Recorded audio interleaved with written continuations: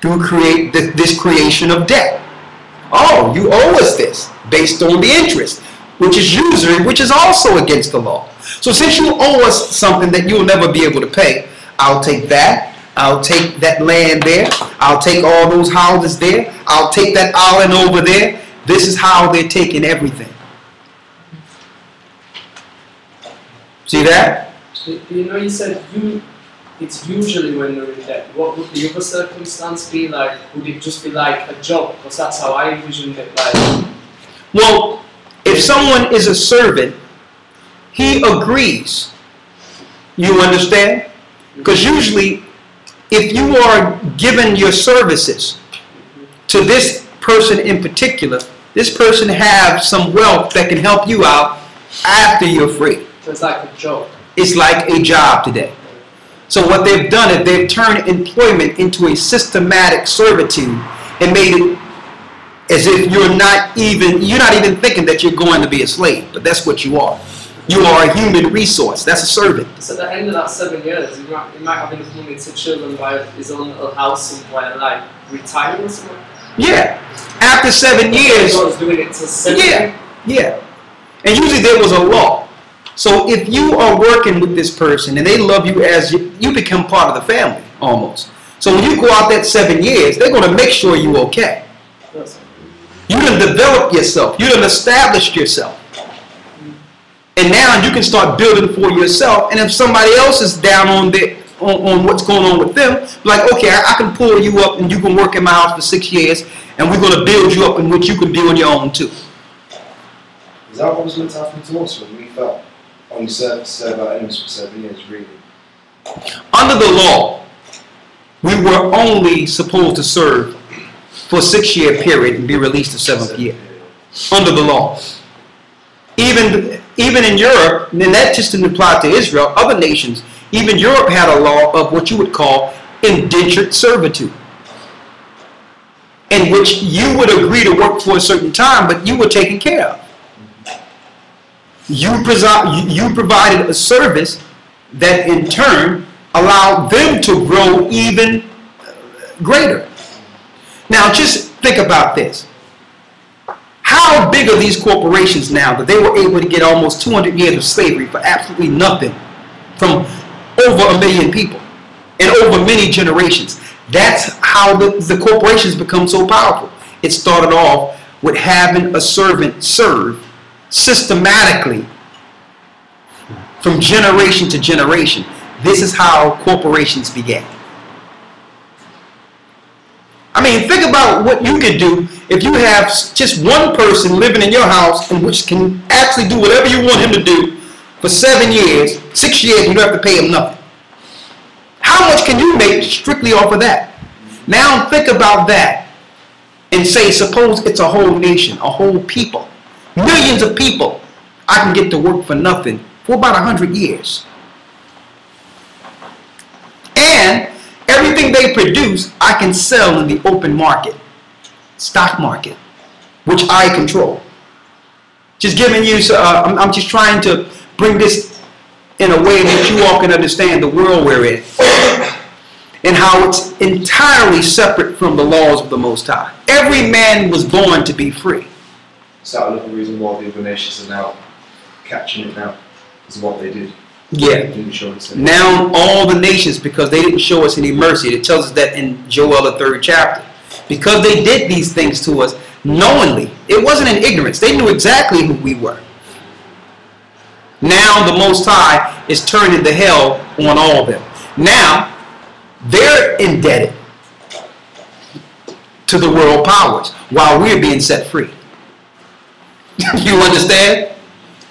You can't do too much to us anymore. We're used to it. We're being set free now. Now your country is about to be taken. Your wealth is about to be taken. The same people whom you was in bed with, who you agreed to take down the children of Israel with, are now going after you while we're being released. Right? Where are you? Where are you? Okay, we have Leviticus. I mean Exodus 21 and 2, right? Go ahead. Exodus 21 and 3. If he came in by himself, he shall go out by himself. If he were married, then his wife shall go out with him. Verse 4. If his master has given a wife, and she has borne him sons or daughters, the wife and her children shall be her masters, and he shall go out by himself. So here's the deal. If you didn't got a relationship and children in that, everything that happened under that with the children is still under the master now. So he got a choice. Now, you know, I don't want to lose my family right here. Read. Verse 5. And if the servant shall plainly say, I love my master. So if he say, listen, this guy is the best guy I've ever been around. He take care of me. He look out for me, and I don't want to leave this guy. Read. My wife and my children, I will not go out free. I will not go out free. I decide to stay with him. To let you know, this wasn't no hard bondage here. This was a friendship. Okay, the master had laws, the master of the house, of righteousness. Read. Next one. Go ahead. Then his master shall bring him unto the judges. So if he agreed that he just want to stay, now you have to have witnesses to decree this, because everyone is looking at the fact that the 7th year, this guy is supposed to be released. So now he have to go to the judges and say what? He shall also bring him to the door, or unto the door post, and his master shall bore his ear through with an awl. He will put a hole in his ear, read.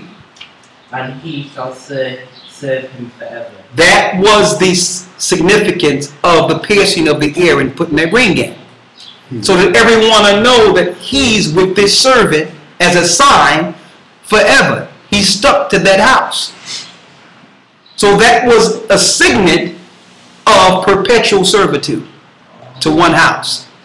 This is how other people knew that, okay, that family is not attached to the law of Jubilee. They're not let free. They have volunteered themselves to stay with one house.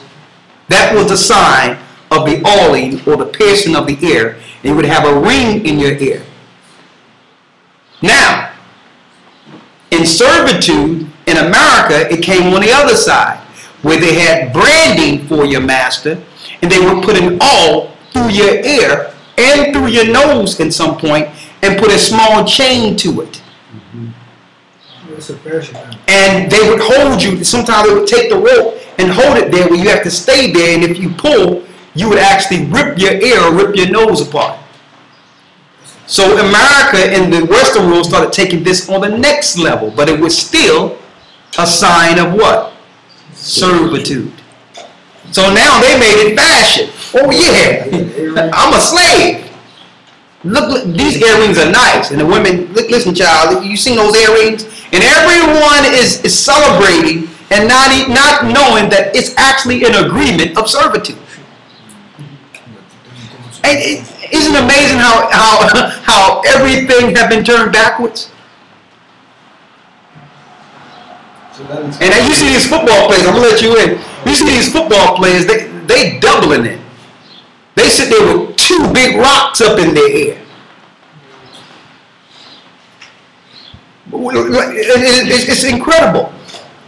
And they don't know, no sooner as they join these sports, the powers who control their money get together with all their elite buddies and rob these athletes blind. They get introduced to quote unquote investors, and they're all in bed together to rob these athletes. You are a servitude. Yeah, I got the best jewelry. I know somebody who can do your jewelry. Oh, I know somebody who can do your nails, and they all in bed together. And these athletes, they all with the big chains, big earrings, straight slaves. And these investors and the powers who are using them are laughing them to scorn. What you were saying there? I was gonna say that's so. Is that why it says in Ezekiel 16:12, the Most High will put earrings in our ear as a sign that we serving Him? Let's get it. 16:12.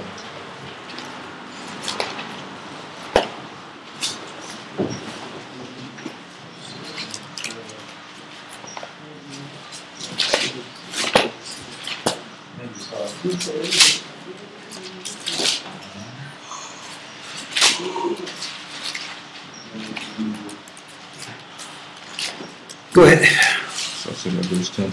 Ezekiel chapter 16, verse 10. I clothed thee also with broidered work, and shod thee with badger skin, and I girded thee about with fine linen, and I covered thee with silk. I decked thee also with ornaments, and I put bracelets upon thy hands, and a chain upon thy neck. I put a jewel on thy forehead, and earrings in thine ears, and a beautiful crown upon thine head. Thou wast decked with gold and silver, and thy raiment was fine linen and silk and broidered work. Thou didst eat fine flour and honey and oil, and thou wast exceeding beautiful, and thou didst prosper into a kingdom. Read. Verse 14. And thy renown went forth among the heathen for thy beauty, for it was perfect through my comeliness, which I have put upon thee, saith the Most High Ahia. So when it goes down, it tell you that we lost it all. But yes, that was actually talking about us serving the Most High instead of man. You are correct.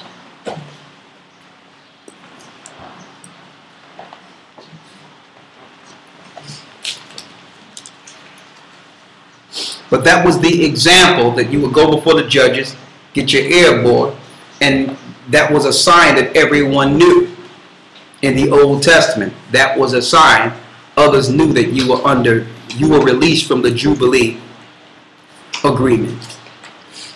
Okay, they would know that you made an agreement to stay with that master, with the boring of the ear, or the awl that was stuck through the ear. Okay? All right, what time is it here? Okay. One moment here.